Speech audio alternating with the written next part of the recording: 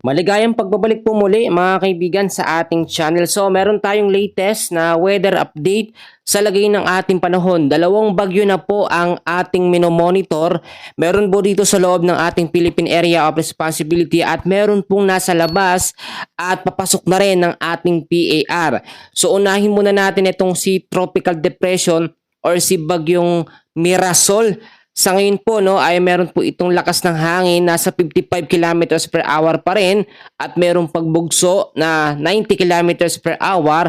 May pagkilos naman po pa northwestward sa bilis na 15 kilometers per hour. Ito namang isang bagyo o tropical depression na nasa labas pa naman ng ating PAR at malapit nang pumasok po ng PAR ay merong lakas ng hangin na 45 kilometers per hour at bumubugso po sa bilis naman na 55 kilometers per hour. Merong lokasyon na 1,330 kilometers east of Virac, Catanduanes. Ang pagkilos niya pa northwestward sa bilis po na 10 kilometers per hour. Ito yung sinasabi natin na bantaho ng dalawang bagyo na ngayon po, ngayong September na nagpapaulan magpapaulan sa malaking bahagi ng ating bansa. Babalikan natin yan, tignan po natin yung pinaka-latest track and intensity forecast nito nga pong si Bagyong Mirasol.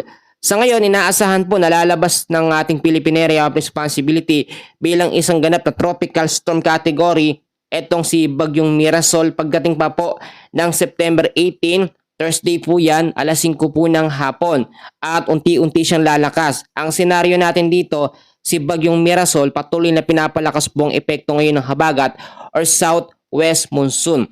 Patuloy pa rin po nakataas ang storm wind signal number 1 na meron pong lakas ng hangin na umaabot sa 39 to 61 kilometers per hour dito po sa area pa rin ng Batanes, sa ilang bahagi ng Babuyan Islands, Ilocos Norte, Apayao, Cagayan, Abra, Kalinga, Mountain Province, Ifugao, Isabela, Nueva Vizcaya, Quirino at dito po sa Aurora.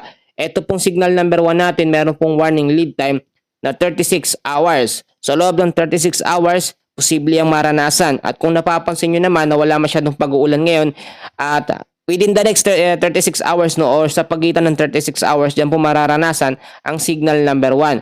Sa ngayon, naglabas na rin po ang pag-asa ng heavy rainfall warning dahil po kay Bagyong Mirasol. Ngayong araw po ng Miyerkules, September 17, meron tayong 200 mm sa dami ng ulan sa Aurora. 100 to 200 mm naman din na dami ng ulan sa Cagayan, Isabela at sa Quirino.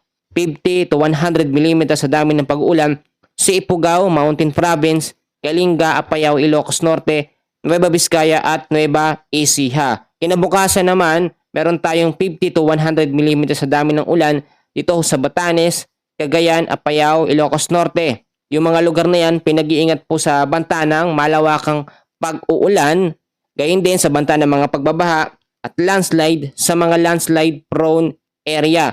Tulad ng aking sinasabi, dalawang bagyo po ang ating minomonitor ngayon, so mas maganda na nakahanda tayo sa mga posibilidad na pwedeng mangyari.